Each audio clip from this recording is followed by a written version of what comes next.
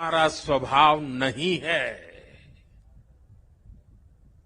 जब भारत की जाति पंथ की सीमाओं से बाहर देखने की शंकाओं आशंकाओं को ऊपर उठने की मानव जात को जरूरत थी। तब समाज में चेतना फूकी और आदि शंकर ने कहा,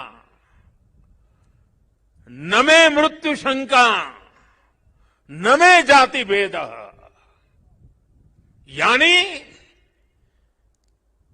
नाश विनाश की शंकाएं जात पात के भेद से हमारी परंपरा का कोई लेना देना नहीं है, हिस्सा नहीं है। हम क्या है, हमारा दर्शन और विचार क्या है, ये बताने के लिए आदि शंकर ने कहा, चिदानंद रूप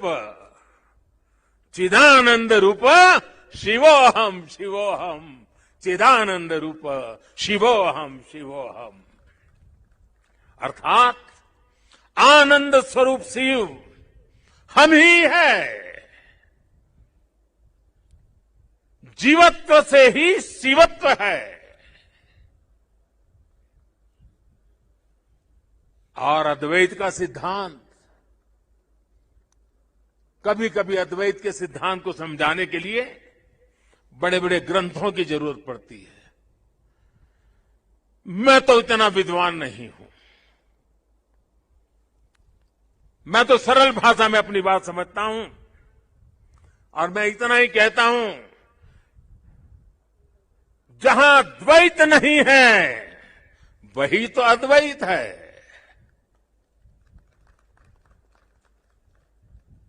शंकराचार्य जी ने भारत की चेतना में फिर से प्राण फूके और हमें हमारी आर्थिक परमार्थिक उन्नति का मंत्र दिया।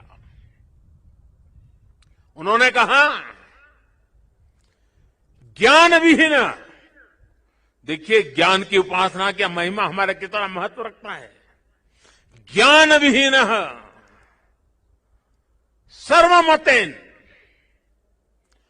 मुक्तिम न भजति जन्मशतेन, यानी कि दुख कष्ट और कठिनाइयों से हमारी मुक्ति का एक ही मार्ग है और वो है ज्ञान।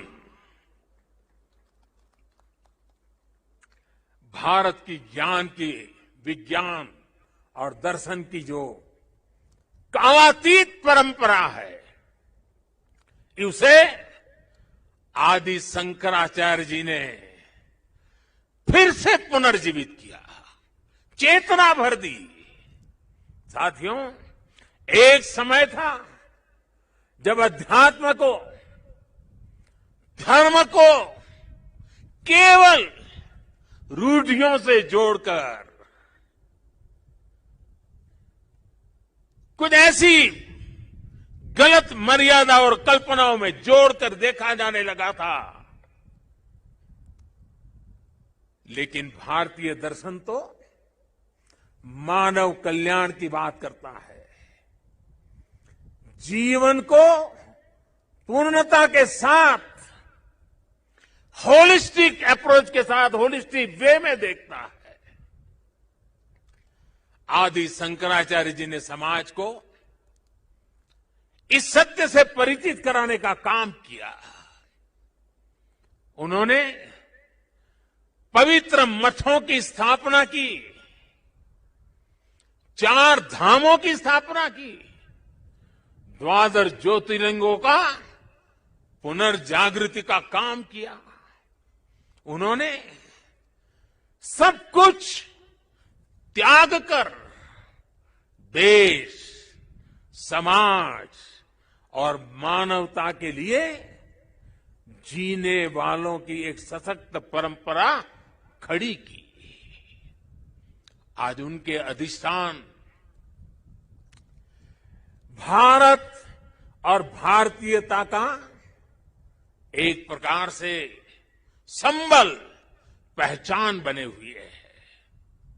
हमारे लिए धर्म क्या है, धर्म और ज्ञान का संबंध क्या है,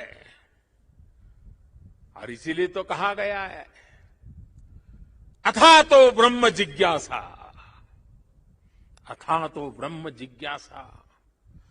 इसका मंत्र देने वाली उपनिषदीय परंपरा क्या है? तो हमें पल प्रतिपल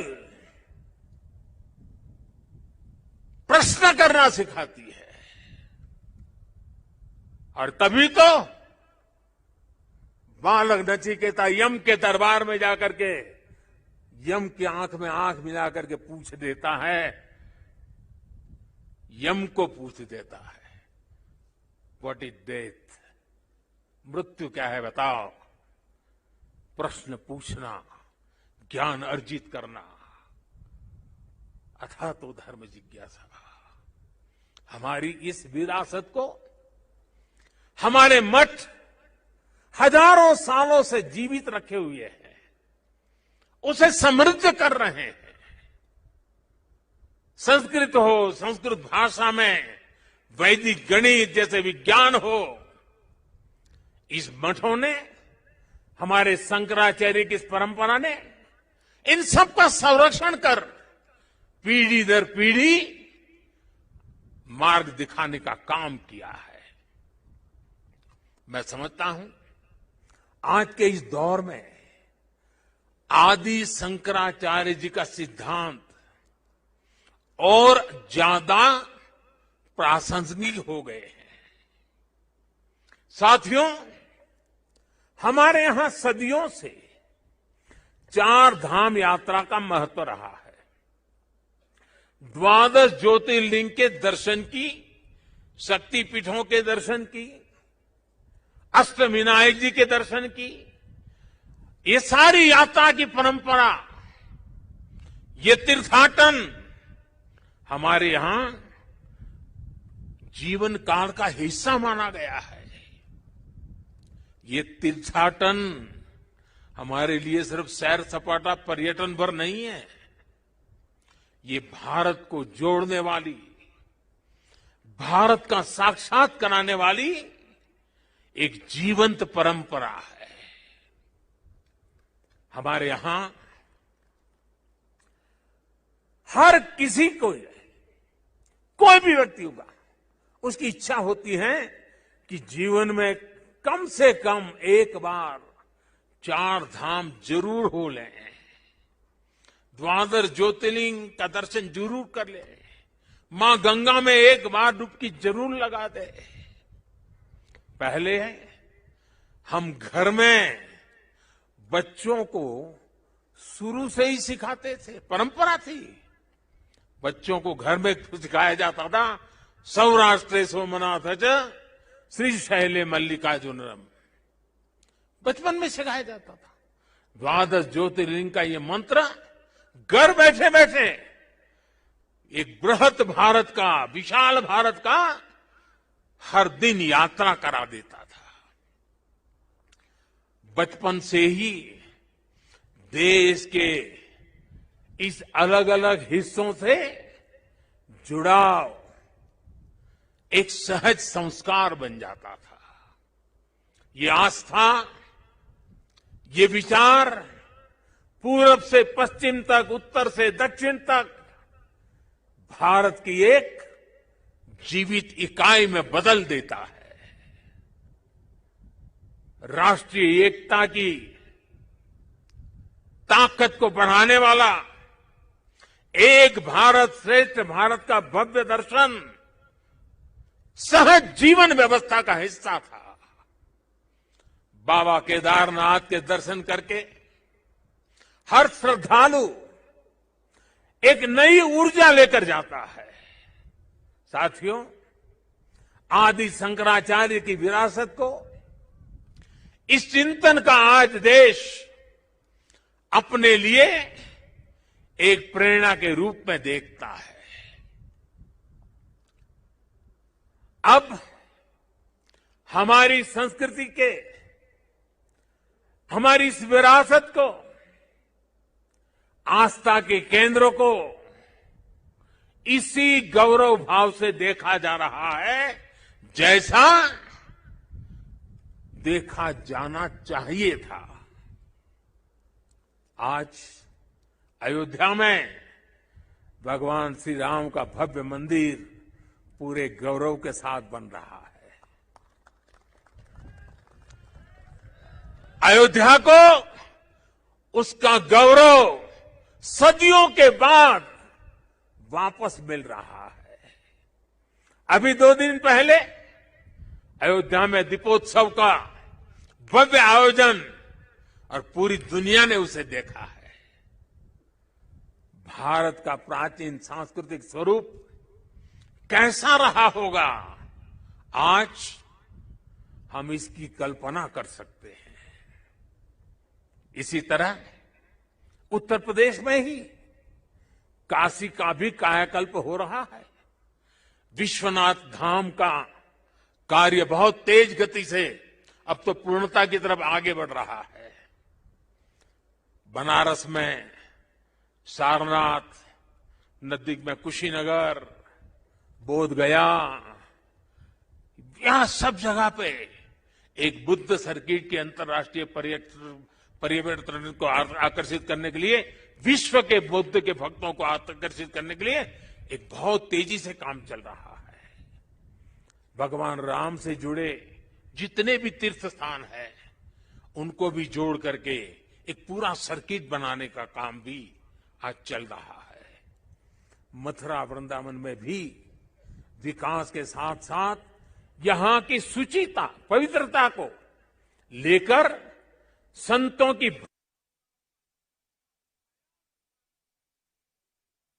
आधुनिकता की तरफ मोड़ दिया जा रहा है।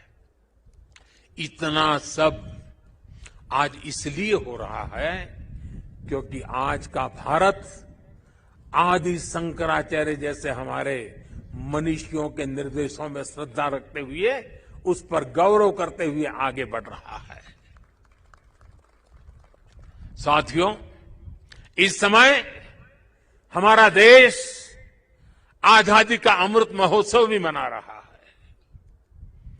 देश अपने भविष्य के लिए, अपने पुनर्निर्माण के लिए नए संकल्प ले रहा है।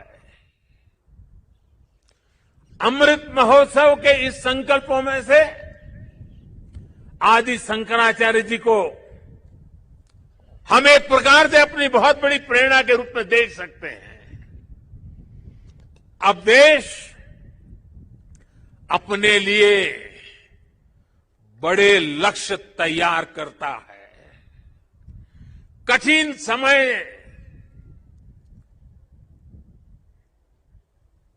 और सिर्फ समय नहीं, समय की सीमा भी हम निर्धारित करते हैं। तो कुछ लोग कहते हैं